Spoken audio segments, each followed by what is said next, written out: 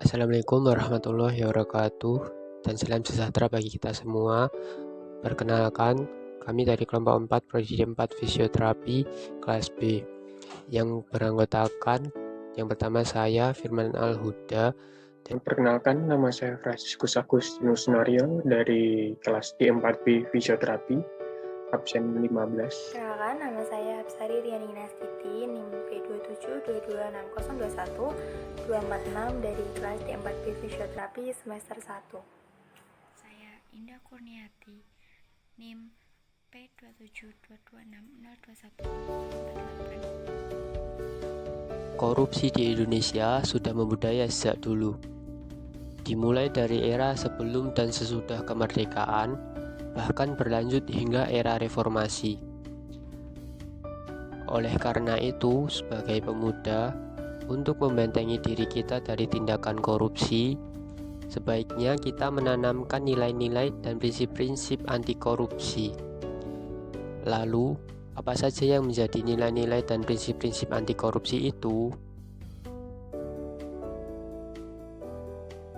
Di sini saya akan menjelaskan tentang nilai-nilai anti korupsi.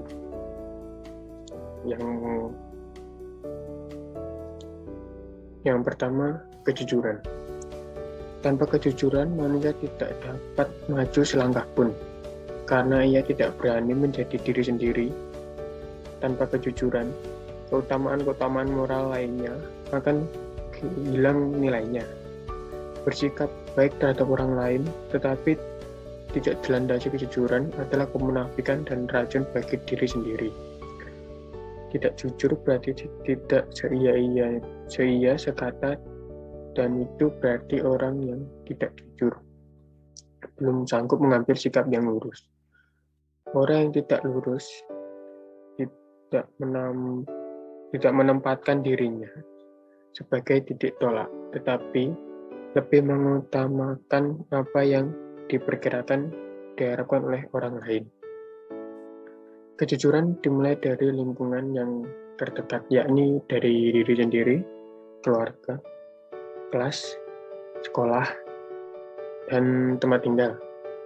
Kata kunci kejujuran adalah berkata dan bertindak benar, lurus hati, terhormat, terbuka, menghargai diri sendiri, dapat dipercaya, memiliki niat yang lurus terhadap setiap tindakan.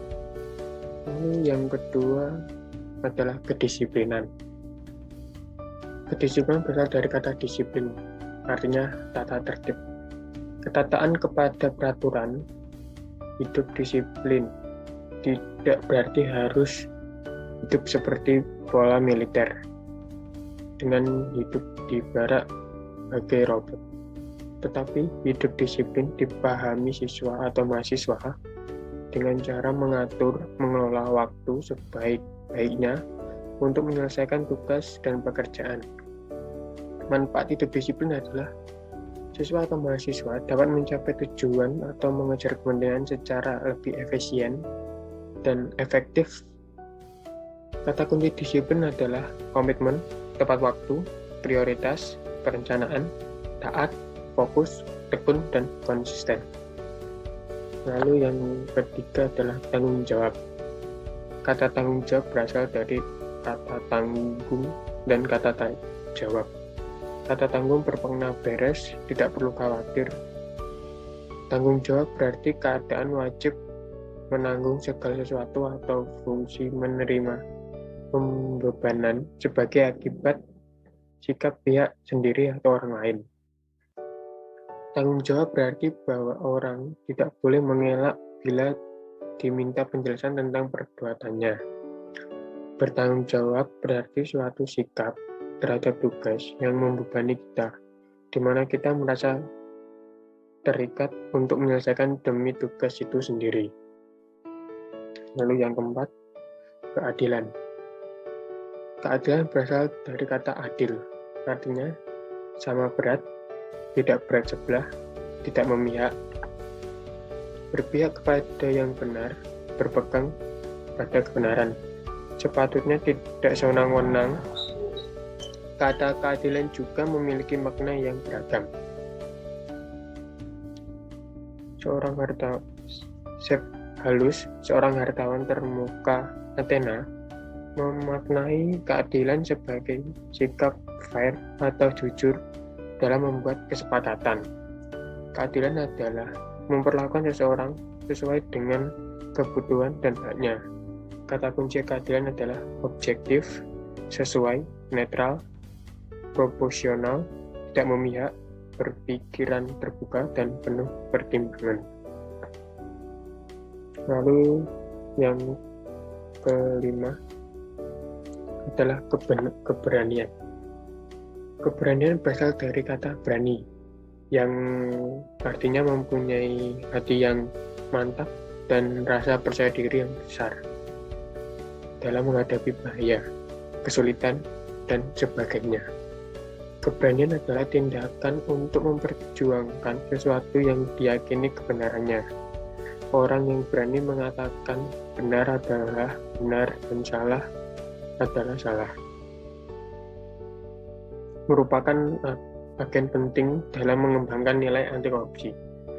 Mengatakan kebenaran adalah pahit dan buahnya adalah manis, yaitu terwujud pribadi masyarakat yang baik dan benar. Kata kunci keberanian adalah mantap, tegar, hadapi, tekad, semangat, target, fokus, perjuangan, percaya diri, tak gentar, tidak takut, dan pantang mundur. Yang selanjutnya adalah peduli. Nilai kepedulian sangat penting bagi seorang mahasiswa dalam kehidupan di kampus dan di masyarakat.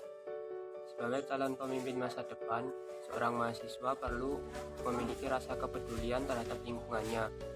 Rasa kepedulian mahasiswa harus mulai ditumbuhkan sejak berada di kampus. Oleh karena itu, upaya untuk mengembangkan sikap peduli di kalangan mahasiswa sebagai subjek didik sangat penting. Seorang mahasiswa dituntut untuk peduli terhadap proses belajar mengajar di kampus, terhadap pengelolaan sumber daya di kampus secara efektif dan efisien, serta terhadap berbagai hal yang berkembang di kampus.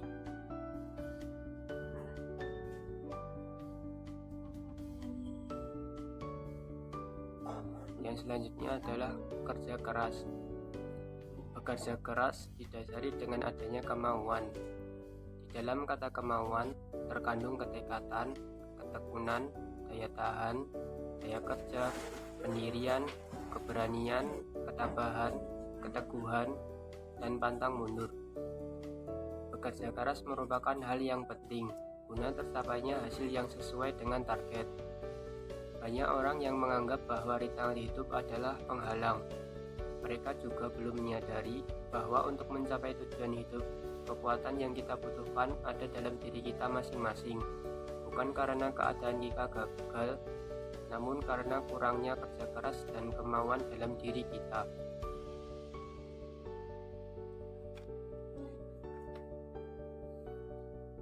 Yang berikutnya adalah sederhana. Sederhana berarti tidak berlebihan dalam menjalani hidup. Di Indonesia, pola hidup yang berorientasi pada materi ini amat mewabah. Kalangan remaja merupakan sasaran empuk untuk terjebak dalam pola hidup yang berorientasi pada materi. Kita sering melihat tayangan di televisi berupa sinetron dan iklan. Hampir sebagian besar memberikan panutan hidup mewah. Hal ini tentunya berimbas pada para remaja menjadi tidak percaya diri untuk tampil sederhana atau menjadi diri sendiri. Hidup sederhana bisa dimulai dari diri sendiri dalam penerapannya pada kehidupan sehari-hari. Yang selanjutnya adalah mandiri.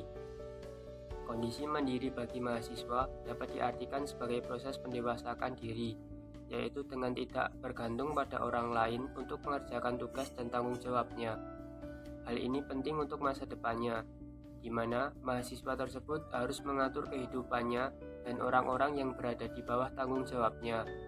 Sebab, tidak mungkin orang yang tidak dapat mandiri akan mampu mengatur hidup orang lain. Dengan karakter kemandirian tersebut, mahasiswa dituntut untuk mengerjakan semua tanggung jawab dengan usahanya sendiri dan bukan orang lain. Menurut Supardi, tahun 2004.